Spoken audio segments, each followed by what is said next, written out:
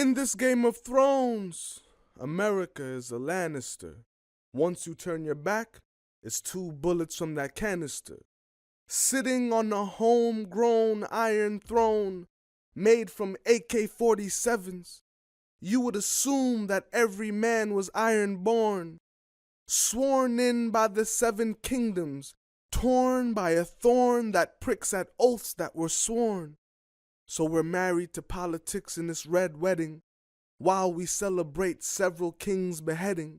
But Ned's head went without even begging. That's when we knew it was a cold world. So this winter's felt and winter's felt, and these times are looking stark. Thrown into the ages of the dark, and the throne is the only obsession of the heart. Then love becomes bloodlust, redefining the meaning of incest. A king slayer treating a queen as a mistress, with the deep-seated secret, with Joffrey as the person of interest, as Bran's crippled curiosity was what made him a witness. Now his dreams leave him cursed, or is he simply gifted? But in the eyes of the crow, premonitions have family ties. But it's Arya that has dealt with watching as her family dies, never with her chance to say her goodbyes. Closer and closer to being reunited. Now you can see that flicker of hate in her soul ignited with wildfire. But being from the north, she sings a song of fire and ice, with revenge being her only desire in life. It's a dish served cold, escalating that drama, like Theon's castrated karma. These are the things that happen to men without honor. A walk of punishment, decisions from councils and government, putting their little finger in covenants as Lord Varys is bedding political whores.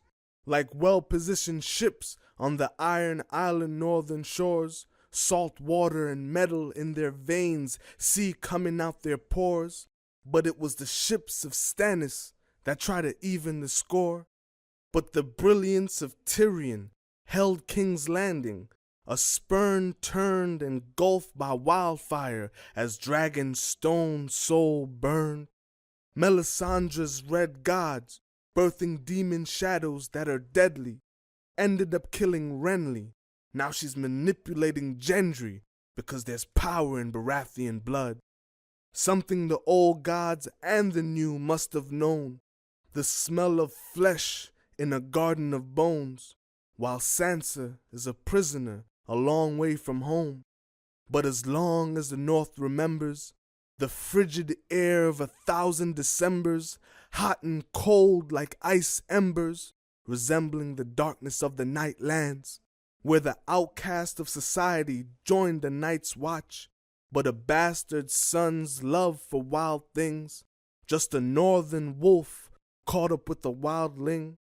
But if love is the climb over that wall, then there's nothing more deadly than the fall.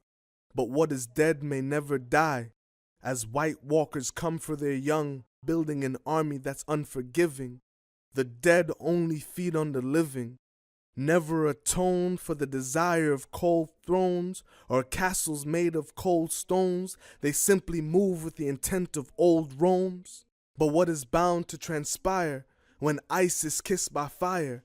It slowly melts the frost, all the way from Qarth into the hearts of the people. The unknown is always the lesser evil, filled with dark wings and dark words, the tone of Valyrian speech where empires have scurried. Krasnos should have studied. Dragons are nothing like the unsullied. They'd leave you in ashes with nothing to be buried. The mother of dragons, birthed from the souls of Dothraki and the blood of Targaryens, Daenerys storm born of fire and blood, inspired by love, with her dragons breathing the flames of revolution, giving slaves freedom and restitution, no longer bound to the beast of burden. Liberation is where that fire keeps burning, feeling that heat as that temperature is rising. All you can see is that these stars seem to be aligning, and they say the key to the throne is all about timing. As a young Kai held Khaleesi over that horizon, they lift her up, energized by her touch, chanting Misa, Misa, Misa, Misa.